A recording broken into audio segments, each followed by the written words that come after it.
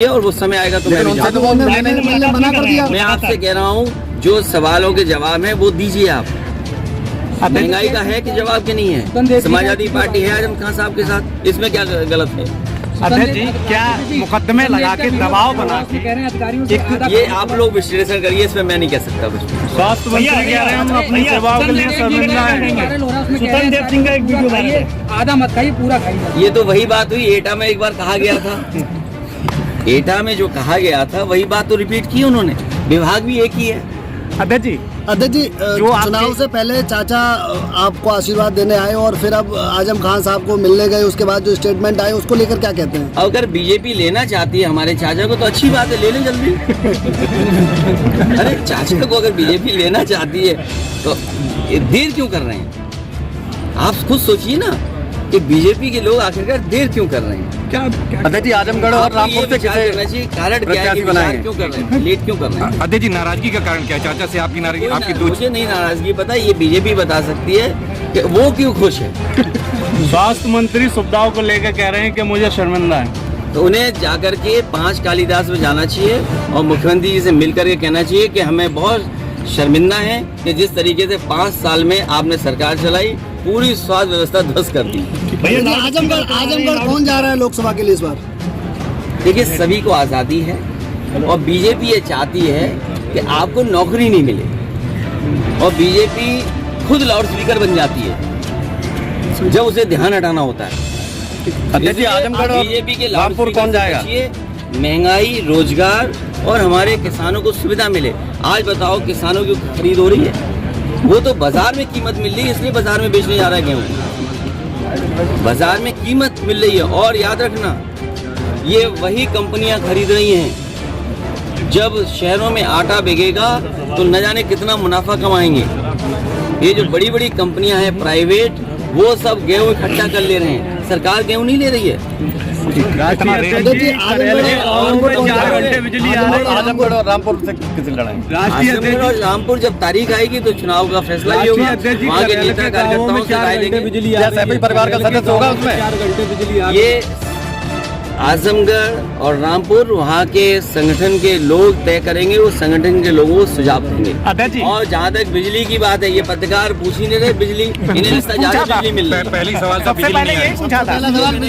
बिजली बिजली और मुकदमे दर्ज हो रहे हैं। और ये सुनिए, टारगेट दिया हुआ है कि इतने लोगों पे FIR दर्ज करिए।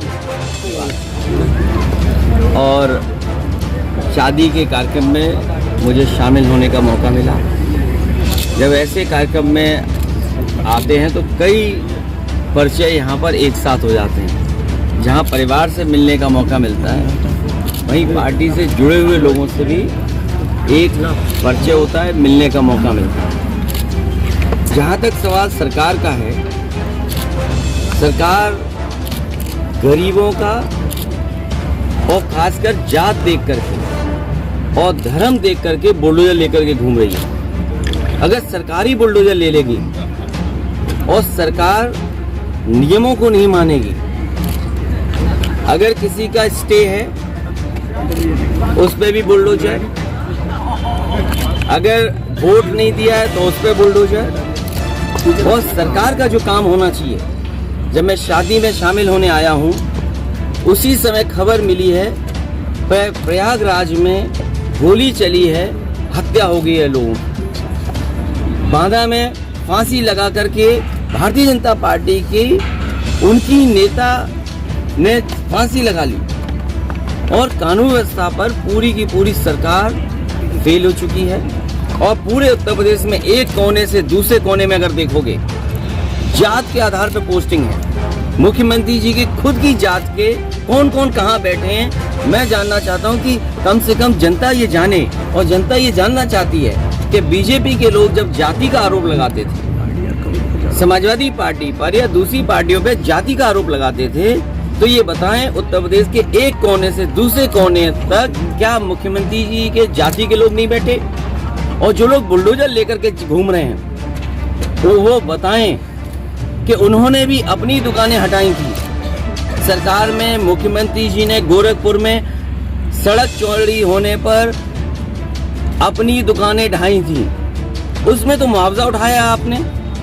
100 करोड़ नहीं 150 करोड़, और सुनने में आ रहा हो सकता है ज्यादा भी मुआवजा उठाया हो।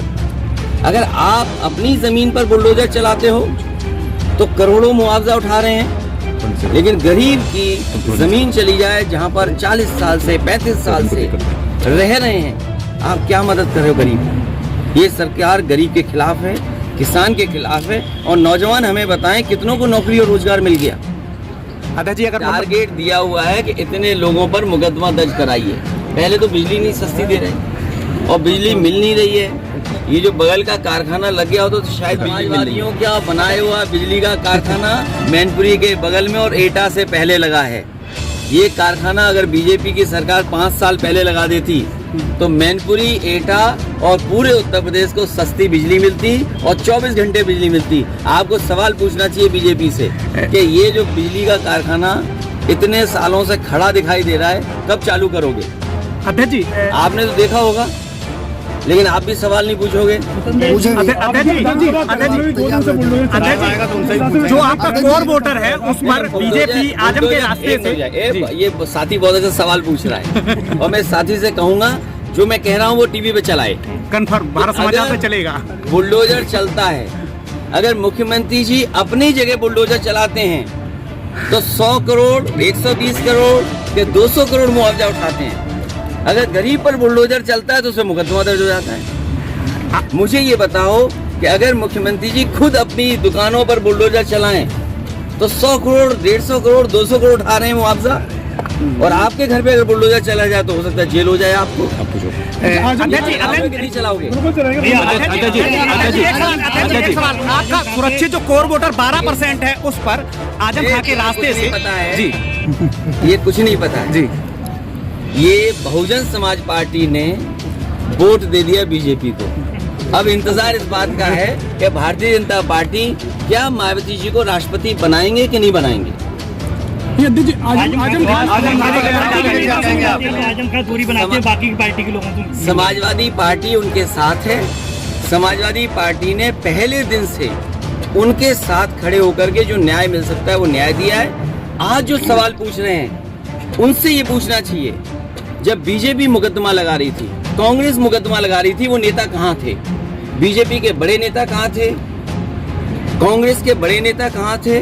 और जो मुकदमा लगाने वाले हैं उन लोगों के बीच आज बोलने वाले क्यों नहीं गए थे? बावजूद आजम खां सीट लगा रहे थे, जो मुकदमा लगा रहे थे उनसे मैंने खुद व्यक्तिगत बात की थी। मैंने कहा क्यों इतने बड़े नेता को आप परेशान कर रहे हो, लेकिन उनके ऊपर इतना दबाव था सरकार का जिसकी आप कल्पना नहीं कर सकते हैं। जो आज सवाल जवाब पूछ रहे हैं उनसे कहना चाहिए कि जिस समय मुकदमे लगाए जा रहे थे वो लोग कहाँ थे। क्या बात पार्टी इसका विरोध करती है। आज जरूरत है कि आप जैसे लोग, आप नौजवान हैं, क्या वेतन मिल रहा है आपको? एक मोबाइल ले लिया, उससे आप कम से कम थोड़ा बहुत खबर दे रहे हो, या हो सकता है किसी चैनल में आप काम कर रहे हो, क्या वेतन है आपका? कोविड के बहाने आपका वेतन कट गया, आपको इस महंगाई में क्या वेतन मिल रहा है? या नौजवान को क्या नौकरी मिल रही है, रोजगार मिल रहे हैं? सवाल ये है कि महंगाई पर कंट्रोल होगा कि नहीं होगा। और देश की 50% से ज्यादा आबादी के, जो 50% आबादी है, जितना उनके पास धन दौलत नहीं होगी उससे ज्यादा कुछ लोगों पे धन दौलत पहुंच गई। ये सही है कि दुनिया में आपके उद्योगपति हो सकता है नंबर 1 पर पहुंच जाएं, लेकिन क्या देश की गरीबी हट जाएगी उससे? एक व्यक्ति के पैसे हो जाने पर क्या सबकी गरीबी हट जाएगी? तो सवाल ये है कि आज लोगों के पास उनके जीवन यापन के लिए, उनके जीवन को बेहतर बनाने के लिए क्या उनकी जेब में पैसा है? अच्छा, एक बिजली समस्या, बिजली संकट एक बहुत बड़ी समस्या के तौर पे अभी प्रदेश में देखा जा रहा है।